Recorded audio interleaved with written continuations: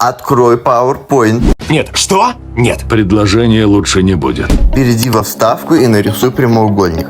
К нему добавь треугольник. Переверни его, как показано на видео, придвинь ближе к прямоугольнику. Выбери обе фигуры, нажми «Группировать», «Объединение». Получившуюся фигуру перекрась в необходимый цвет и добавь небольшую тень.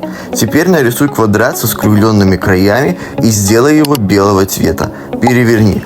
Поверх вставь понравившийся значок. Кликни «Преобразовать фигуру» и перекрась в понравившийся цвет.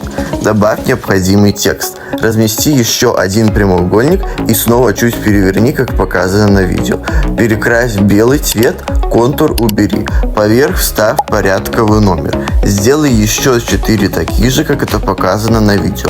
Продублируй слайд и на предыдущем слайде передвинь все элементы влево, чуть изменив расстояние между элементами для плавности.